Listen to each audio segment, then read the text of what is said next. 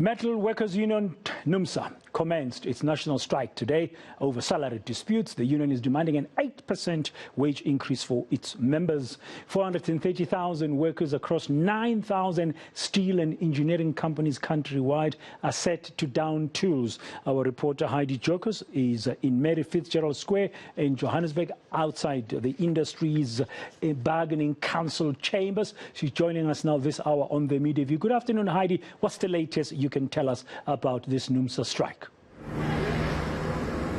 So we understand close to 500 workers affiliated to Numsa marched here to the Metals Industry Bargaining Council to hand over a memorandum.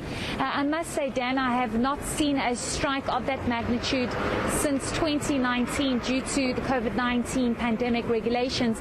But now that regulations are now at level 1 and the limit for outdoors is over 2,000, it seems as though workers have heeded the call to come on the strike. We know it's a protected strike and it's an indefinite strike until demands are met. What the union is asking for is 8% salary increase, and for the next 2 to 3 years CPI plus 2%. There are also a list of other demands that were handed over to the bargaining council for consideration, such as family responsibility leave and a number of other issues that were raised. But the main issue here is that 8%. Let's listen to the president of Numsa on some of those demands.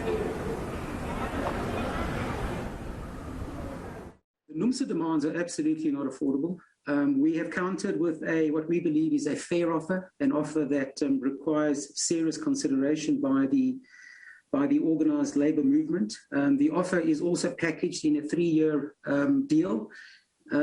Year 1 is linked to 4.4%, which is the April CPI index. Year 2 and year 3 is linked to CPI, with a guaranteed cost of living adjustment in year 2 of 0.5% and year 3 of 1%. And I just want to remind the viewers this afternoon that entry-level wages in our sector for companies that fall under our federation, which is the vast majority of employees employed by employers in the sector, is 12,500 Rand a month.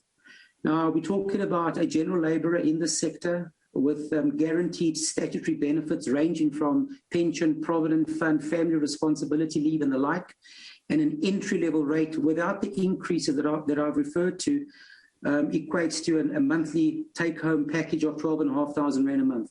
We think that's fair. We think that is morally defendable, and we believe it is an offer that is not something that should be taken lightly. We understand that it's not acceptable to Numsa, hence the strike. We appreciate their moves from 8 to 7, and we believe that there will be further compromises on their side if there is going to be a quick deal in the sector at this time round.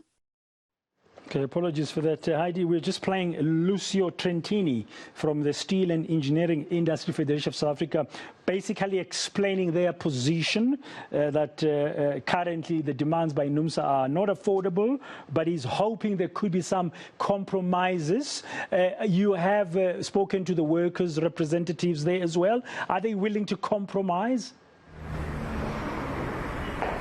It seems as though they are not willing to compromise, Dan, and as that soundbite that we just heard, it's a very difficult position that this industry finds itself in, because it was already struggling pre-COVID, and now, of course, COVID-19 and the pandemic has exacerbated matters, and it seems as though workers are saying they suffered last year as they did not get an increase and decided to not take an increase because of how difficult the situation was, and they feel as though they are deserving of it this year. So when we spoke to Numsa earlier on, before they decided to march to the bargaining council, they made it very clear that the workers have been suffering and they're tired of excuses and they want the 8% salary increase. So when the memorandum was signed and handed over to the bargaining council, it seems as though there's a willingness for an agreement to be met.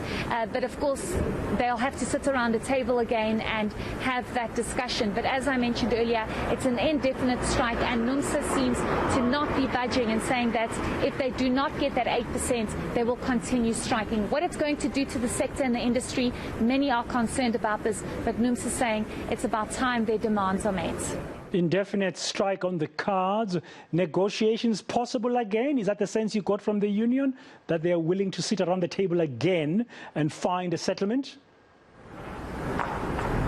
Yes, most certainly. It seems as though they are willing to negotiate and have a discussion once again. When we spoke to Numsa's Phakamile Hlubi-Majola earlier on this morning, she did say that they have been trying to negotiate with the Bargaining Council since June this year, and they've been trying to give an indication that these are the demands and what should happen if the demands are not met. This is why they've come to a deadlock, and there is no kind of agreement. But hopefully they will be able to sit around a table again and negotiate and come to an understanding and an agreement that they are both in agreement of, because it seems as though the Bargaining Council is only willing to offer about 4%, and of course Numsa wants that 8%.